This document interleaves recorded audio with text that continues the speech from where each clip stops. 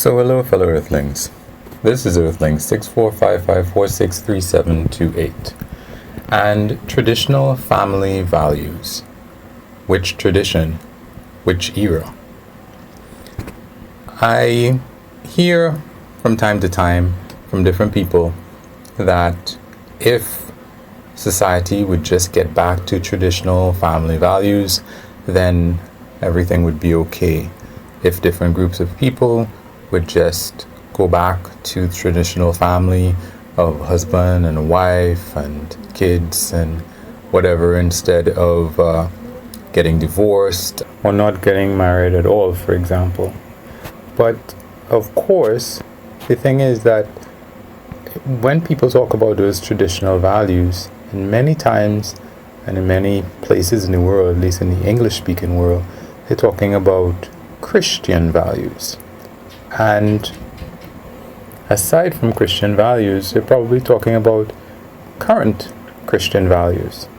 Because if you look in the Bible, for one thing, the father of the Jewish faith, Abraham, he had a wife, Sarah, but she gave him her slave because she thought that God was not going to let her have a kid. So should we have slaves and have them as part of the family? And if we look at Israel, Joseph's father from Egypt, he had 12 different wives as far as I know. So are we allowing people to have 12 wives? David himself, King David, he had several different wives, one of whom he took from one of his generals after he had him die. So we are really talking more about Christ around that time. So Mary was still, very young. I have no idea how old Joseph was, but we know that after Joseph realized that she had a child, that he was going to divorce her quietly. So we're still not talking about that part in the tradition, in the very father of Jesus Christ. And, if you go even beyond that, obviously in the Americas, there were all sorts of traditions. Every time you took a look at another group of people, whether you call them a clan or a tribe or whoever, whatever area of the Americas that you looked at in pre-Columbian times, they would have had their own individual traditions. If you look at Africa, all of the different tribes across Africa in pre-colonial times and would have had their own individual traditions. If you look at Europe in pre-Christian times, all of those different tribes, the barbarians, the Germanic tribes as they were called, the tribes, the Druids in Britain, they had their own traditions. All across Europe, everybody had their own traditions.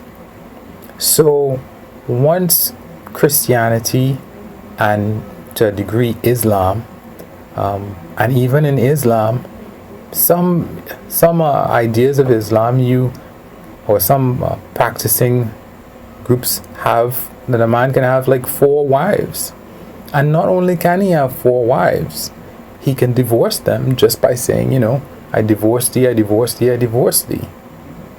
And sometimes people are even encouraged to marry women whose husbands have died in Islam for Muslim people.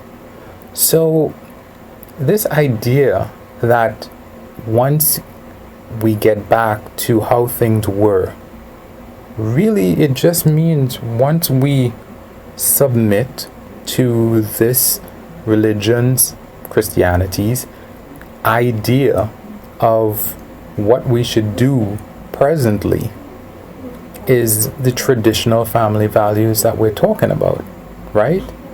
We really shouldn't look at any other part of the Bible except for just what I guess Jesus and Paul would have said, and if you're Muslim, I guess what Muhammad would have said in the Quran, perhaps.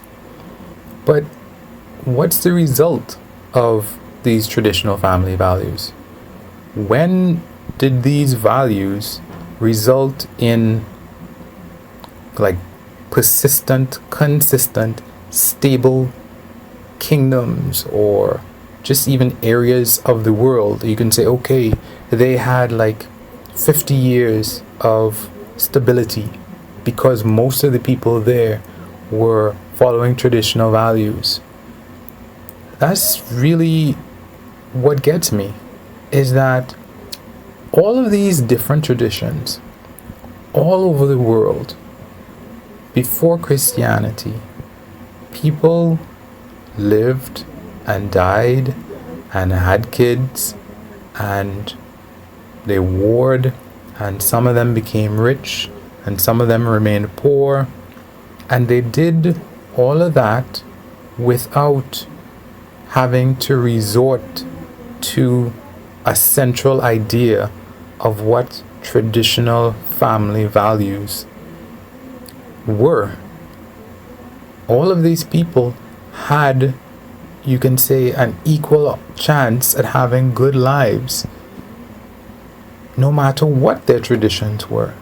There were kings and there were poor people, and there were craftsmen and there were artisans and there were all these different people, and they had prostitutes. Some of them had multiple wives, some of them had concubines, some of them, the women were able to, have many different men in their life, and yet they were able to they were able to live well. When Columbus and Europeans came to the New World, people were living well.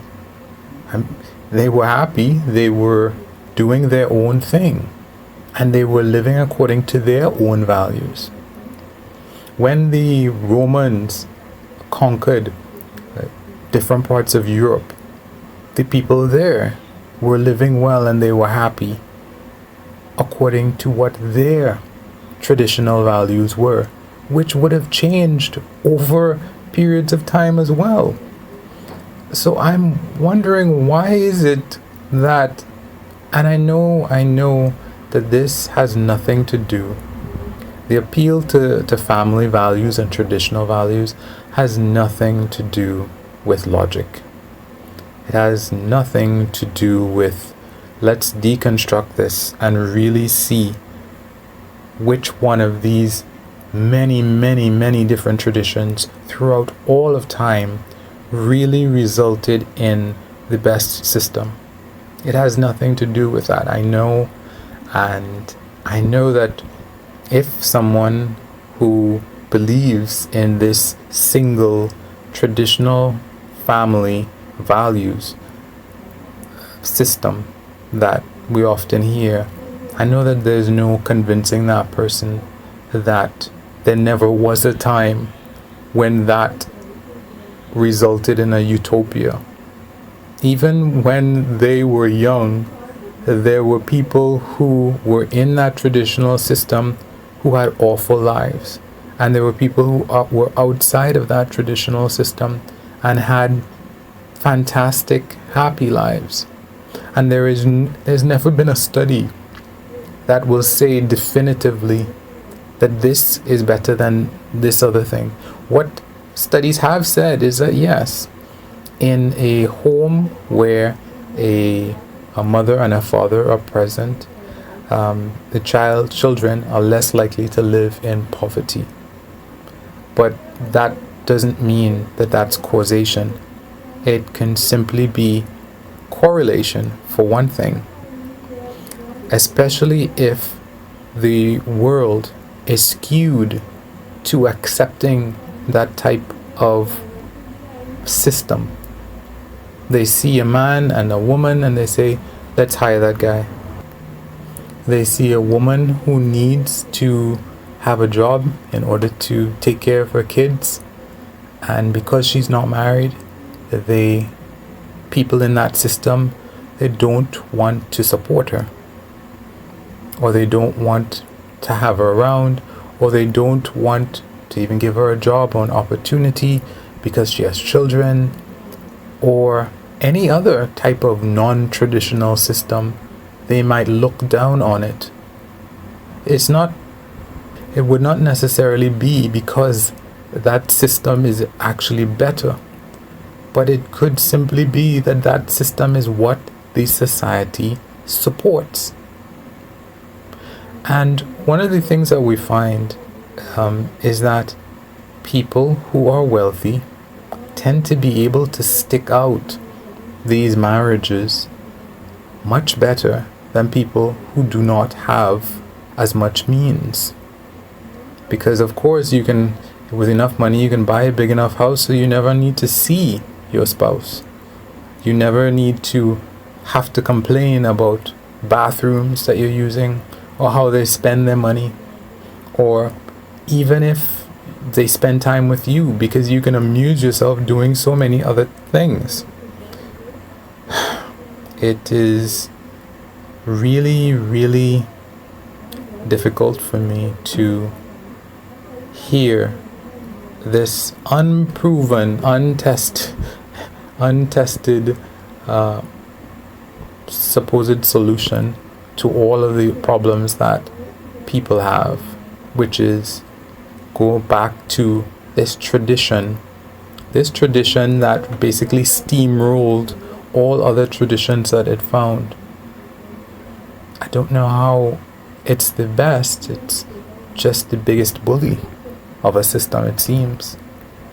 Anyway, guys, you can wish me luck. You can like or unlike. You can comment, subscribe, and or share. Peace.